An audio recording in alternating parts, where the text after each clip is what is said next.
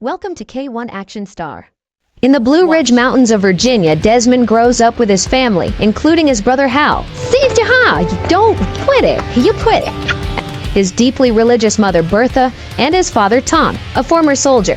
One afternoon, a fight between Desmond and Hal escalates, and Desmond, in an act of self-defense, nearly kills his brother with a brick. Hal survives, but the violent experience leaves Desmond shaken. His mother's words only deepen his guilt. She tells him that what he did was the gravest sin of all. 15 years later, while helping at the local church, Desmond witnesses a man get into an accident on the street. Without hesitation, he rushes to help, using his belt as a tourniquet to stop the bleeding. He then takes the injured man to the hospital, where the doctor praises his quick thinking, telling him that he just saved a life. Watching the nurses and doctors work, Desmond feels something stir inside him. He has always dreamed of becoming a doctor, but he never had the proper education to pursue it. That same day, he meets a nurse named Dorothy and is instantly captivated by her. Desperate for an excuse to talk to her, he even agrees to donate blood on the spot. I'm just here to take blood. I'll give mine. Okay. The next day, he returns to the hospital, dressed sharply, determined to flirt with Dorothy and ask her out. Their first date goes well, even though Desmond is still figuring out how to talk to women. You need to watch where you go.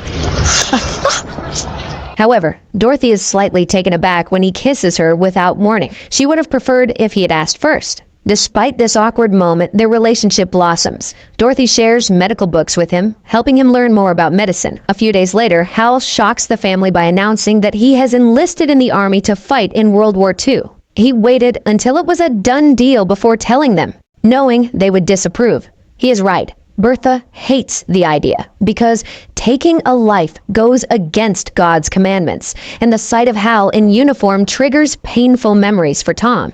Unable to bear it, Tom asks his son to leave the room. Not long after, Desmond tells Dorothy that he also plans to enlist, but as a medic. I can't stay here while all them go fight for me. Wanting to make things right before he leaves, he proposes to Dorothy, and she says yes. So are you gonna ask me to marry you or what? Well, I'm asking you. With all my heart in this, marry you? Then yes. They set a date for their wedding, planning to marry when he gets his first leave. Before leaving, Desmond visits his father, who is at the cemetery standing by the graves of his fallen friends. With bitterness in his voice, Tom speaks of how foolish they were to believe in glory in war. He admits that he doesn't want to bury his sons too, and has little hope that Desmond can survive armed with nothing but his convictions. On the day Desmond departs for training in Fort Jackson, Dorothy gives him a Bible with her picture inside. It's a token of love and faith to carry with him into the unknown. Upon arriving at Fort Jackson, Desmond meets his fellow privates, including Smitty, who mockingly calls him two-wheeler while casually flipping a knife. Oh, hey.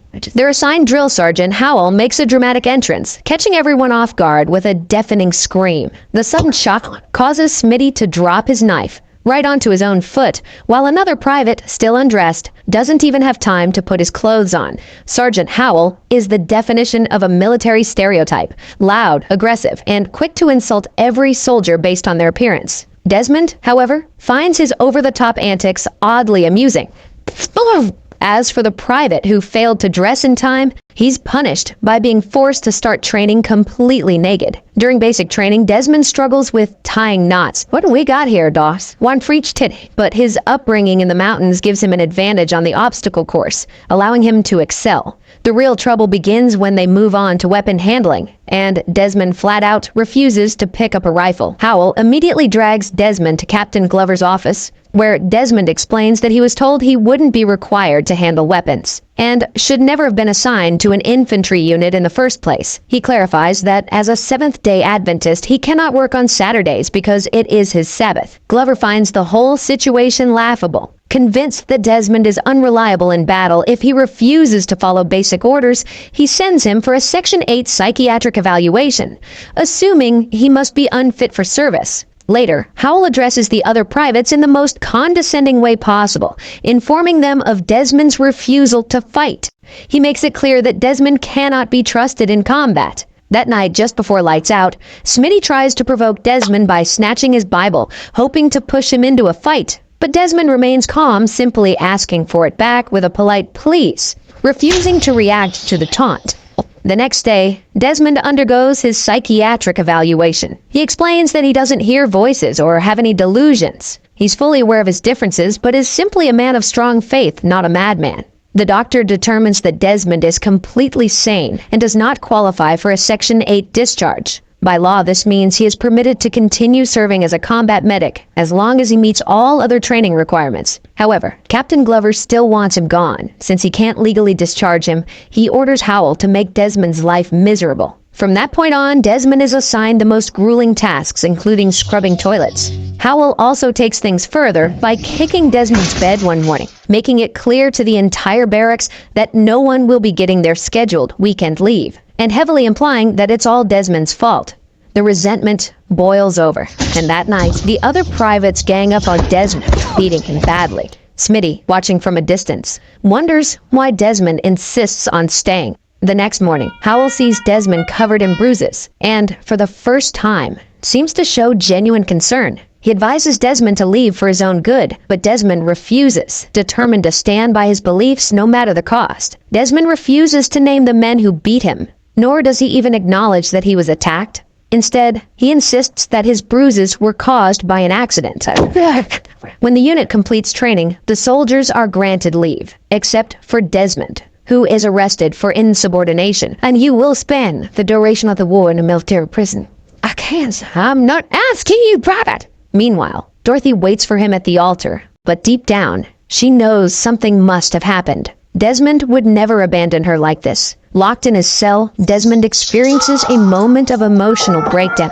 But when Captain Glover visits, he remains calm. Glover offers him a way out. If Desmond pleads guilty, he can be released without formal charges. But Desmond refuses, standing firm in his convictions. Dorothy later visits him, pleading with him to let go of his pride and simply complete the rifle training. She reminds him that shooting a rifle doesn't necessarily mean killing. Still, Desmond remains unmoved. Seeing no other option, Dorothy calls Tom and Bertha, desperate to find another way to help him. That night, Desmond's sleep is haunted by nightmares. Memories of the day he confronted his father as he beat his mother. The horror of wresting the gun away from him. The next morning, Tom arrives at Fort Jackson wearing his old uniform, decorated with all his medals. Without hesitation, he demands to speak with his former commanding officer, who now holds the rank of Brigadier General. At Desmond's court-martial, he maintains his plea of not guilty. Just as he is about to be sentenced, Tom barges into the courtroom, carrying a letter from the Brigadier General. The letter reminds everyone that the right to be a conscientious objector is protected by the U.S. Constitution. Not wanting to risk a conflict with Congress, the tribunal has no choice but to drop the case. Desmond is cleared of all charges and allowed to begin training as a combat medic. Private Duss, you are free to run into the hellfire of battle without a single weapon to protect yourself. To celebrate his hard-fought victory, Desmond and Dorothy finally marry, sharing their first night together as husband and wife. By 1945, Desmond's 77th Division is deployed to Okinawa, sent straight into the Pacific theater of war. The moment they arrive, they are confronted with a brutal sight, piles of bodies being hauled away like garbage. The harsh reality sets in. They are here to replace the men who fell before them. The remaining survivors of the 96th Division merge with Glover's unit, and Desmond is introduced to two other medics. It is here that they learn about Maida Escarpment, known to the soldiers as Hacksaw Ridge. The Americans have attempted to capture it 6 times, but each time, the Japanese forces have pushed them back with relentless precision. The enemy deliberately targets the wounded, so Desmond is forced to remove his Red Cross insignia to avoid drawing attention. He's also issued a new helmet for additional protection. A few days later, the unit reaches Hacksaw Ridge. Securing this position is critical. Whoever controls Okinawa gains control of Japan itself. The U.S. Navy initiates the assault, bombarding enemy positions to weaken the Japanese defenses. As the battlefield is engulfed in explosions and smoke, Glover's unit seizes the moment and climbs the ridge, ready for combat. The battle is nothing short of brutal, with both sides suffering devastating losses. But Desmond never falters. He continues to save as many men as he can, including those who are usually left behind, deemed missing or beyond saving. Several times, Japanese soldiers come dangerously close to capturing him, but Smitty fights fiercely, killing them all to protect Desmond at any cost. After long hours of brutal combat, night falls, and the American unit decides to dig in and set up camp, holding their position with plans to finish clearing the ridge in the morning. Howell reminds everyone that going out alone is too dangerous, so they should even relieve themselves in their foxholes rather than risk exposure. But Desmond, unwilling to leave any wounded behind, insists on searching for survivors. Where the hell you going, Don? Still more wounded out there, Sarge. I'll go with him. Be smart. Keep your ears down. Desmond manages to bring back a couple of injured soldiers before he and Smitty take shelter in a foxhole. By now, Smitty's attitude toward Desmond has completely changed. After witnessing him in action, he respects him deeply. The two even exchange light-hearted jokes, their bond strengthened by the battlefield. When Desmond falls asleep, he is haunted by a nightmare. Enemy soldiers storm their foxhole and kill them both. He wakes up on the verge of a breakdown and shares his dream with Smitty, who is stunned to realize that Desmond doesn't even pick up a weapon in his own subconscious. As they wait for dawn, Desmond finally opens up about his deep aversion to guns. One night, after enduring years of watching his drunk father beat his mother, he had finally had enough. He confronted Tom, wresting a gun from his hands and aiming it at him. But in that moment, instead of feeling powerful, Desmond saw his father collapse to his knees in tears. It felt as if he had killed him in his heart. That day, he swore to God that he would never touch a weapon again. In return, Smitty shares a piece of his own past. He never knew his father, and his mother abandoned him in an orphanage when he was a child. At dawn, the Japanese army launches a fierce counterattack, catching the Americans off guard as they struggle to wake up. Howell immediately orders a retreat. The naval fleet provides cover, but the chaos is overwhelming. In the midst of it, Smitty is fatally wounded before Desmond can carry him to safety. With no other option, the American forces are forced to retreat down the ridge, but Desmond doesn't follow. He hears the cries of wounded men left behind and feels a divine calling to help them. Captain Glover, leading the retreat, gathers the remaining survivors and leaves behind only a couple of soldiers to observe the battlefield. Ignoring his own safety, Desmond races through the carnage, rescuing as many injured soldiers as he can. Using a rope, he carefully lowers them down the ridge one by one. Hours pass, and Glover, realizing what's happening, calls in artillery strikes to provide Desmond cover and save more lives. However, this also exposes Howell, Desmond, and the remaining soldiers, making them visible and vulnerable to the Japanese forces. But even this is not enough to make Desmond give up.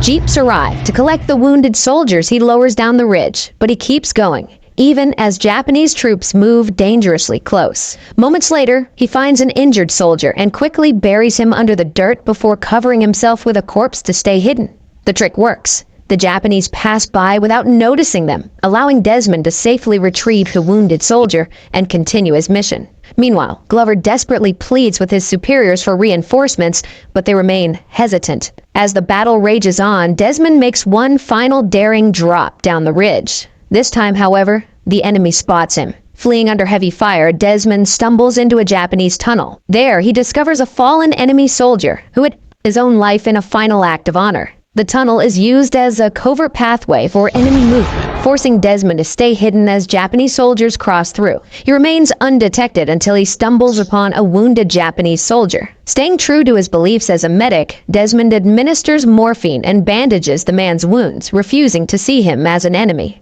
By the time he escapes the tunnel, night has fallen, but darkness doesn't stop him. Desmond continues rescuing soldiers, his hands torn and bleeding, ignoring the pain as he prays for strength. He even ends up lowering several wounded Japanese soldiers, along with his own men. At dawn, Glover is left speechless when he sees dozens of injured men being brought in from the battlefield. One of the rescued soldiers finally tells him the truth. The same man they all once called a coward had done it alone. Meanwhile, Desmond stumbles upon Howell and another soldier, both injured but alive.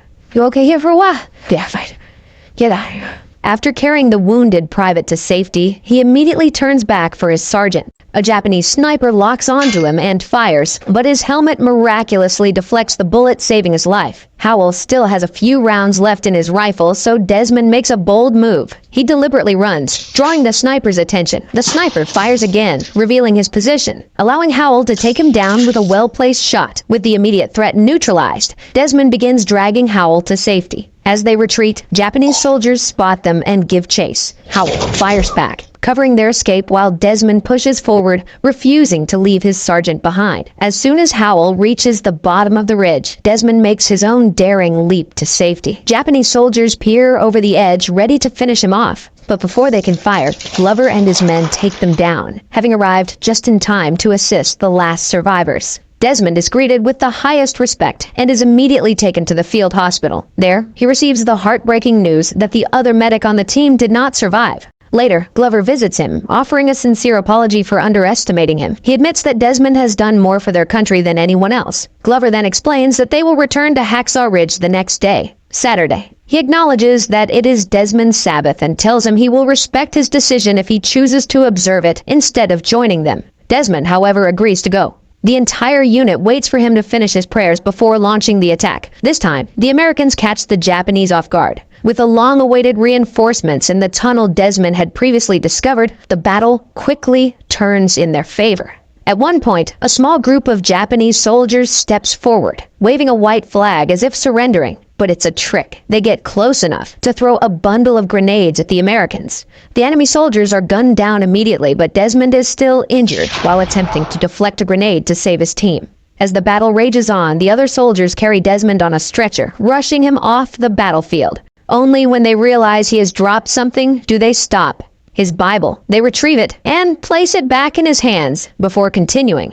The Americans ultimately claim victory, securing Hacksaw Ridge after the Japanese unit leader his own life in a ritual seppuku to atone for their failure. In real life, Desmond Doss saved 75 wounded soldiers from the battlefield at Hacksaw Ridge. He became the first conscientious objector to receive the Medal of Honor, the highest award for bravery under fire in the United States. Desmond and Dorothy remained married until her passing in 1991. Despite his heroism, he never sought recognition, always giving credit to his faith and believing that the real heroes were the ones who never made it home. He passed away in 2006 at the age of 87. Thanks for watching. Subscribe to this channel for more beautiful recaps like this. Put down your comments below to let me know what you think about the turn of events in this storyline. And also give my video a thumbs up to further motivate me. Share too for others to enjoy. Until my next recap, cheers!